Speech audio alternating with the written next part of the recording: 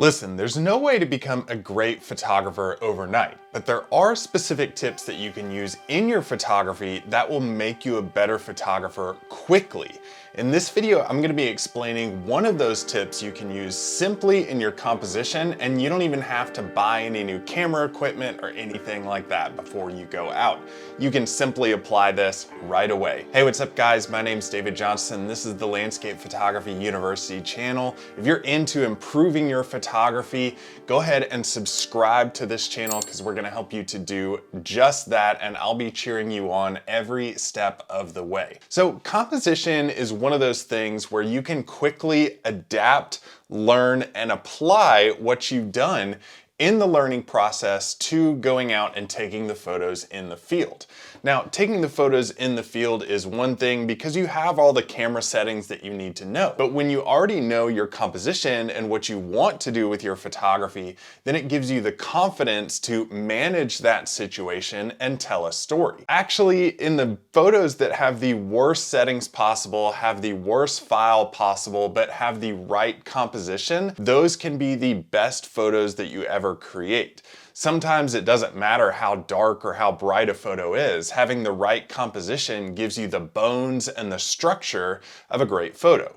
Think about it like this. If you're building a house and you build your house on a muddy soil that creaks and rocks and disforms over time, what happens is your floor actually gets messed up and the whole house crumbles because of it. So you want to build on a firm foundation. You want the right joints, you want the right connections to the house, you want the right framing, and how to do that is getting a good composition in your photography. You know, you want to have the bones of a good project intact before you actually start thinking about your photography settings. So what is this thing that we need to understand about our composition? Well, it's actually our framing of our subject.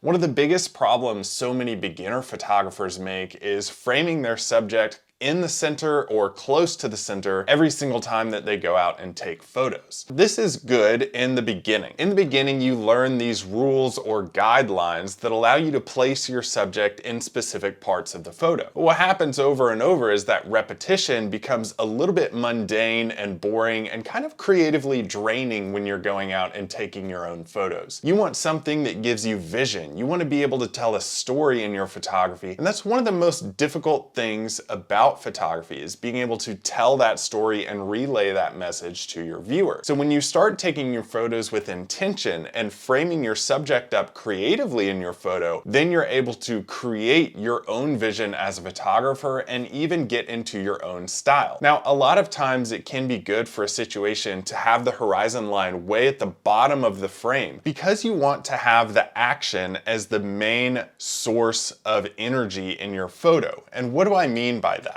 Well, you want the most amount of space taken up by the biggest part of energy in the photo. That could be a dynamic sky with your subject way down at the bottom and the horizon line low. That could be having your subject fill up the entire frame, like just eyes or just a mountain face in your photo. You want to be able to tell this story appropriately when you're going out and taking these images. And having your subject in the same spots over and over in your composition can help you do that in the beginning, but you really need to create your own photographic style as a photographer. Now, there are two things you really need to remember when you're practicing this and starting it out. Number one is your positioning of your subject. Your positioning of your subject needs to be in the frame, but you don't want to have any of those specific elements and important parts of your subject either too close to the edge of the frame or cut off by the frame. You need to do what's called edge patrol in your photography and your compositions. Are any limbs of a tree that are important in the photo being cut off on the sides of the frame?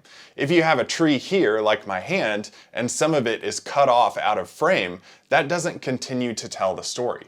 You want that tree to be prominent, but you also don't want it to be too close to the edge or cut off, because that makes your audience feel uneasy and it doesn't tell the entire story of your photo. Now, you also want to think about number two, the directional flow of your subject in your photo. The directional flow is the way that your audience sees how the flow of the photo goes. So when you're looking at a photo, you have a natural way that your eyes follow the path of a composition. To have directional flow, you want to think about how do you want your viewer to be looking at your subject and in what order. Hollywood does this really well when they're trying to relay a mood or a feeling when you're watching a movie.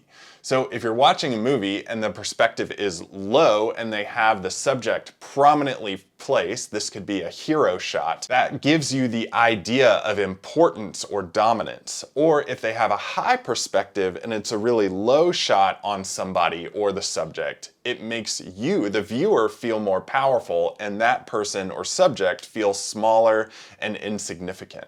You can do the same thing with your photography here. You can also have a directional flow based on which direction that your subject is actually facing in your photography, leading you to a secondary subject or different parts of the photo that you want your audience to explore. This is called directional flow. Now in just a second, I'm gonna give you a bonus tip here on subject placement, probably more important than the subject is in the photo. But first I wanna tell you about Landscape Photography University Plus. This is the only landscape photography specific platform online that's going to help you to realize your potential as a photographer, help you grow through the process of photography, learning to visualize, photograph, and edit your photos, and also give you the confidence to go out and take the photos of your dreams. If you want more information on that, you have a link down below in the video description and one pinned in the comment section for you guys to check out. Now let's get to that bonus tip. What is that? It is the actual background behind your subject. And I know that sounds kind of weird because this is actually more important than the subject itself. Why is that? It's because your background behind the subject is going to prominently place or feature your subject in the photo. So if you have negative space around your subject, it allows the viewer to see your subject much more easily rather than searching throughout the entire photo to find it. You can also have something like a blurred background or a solid color behind your subject to help you prominently feature that subject, see it more clearly, and understand the full story of a photo.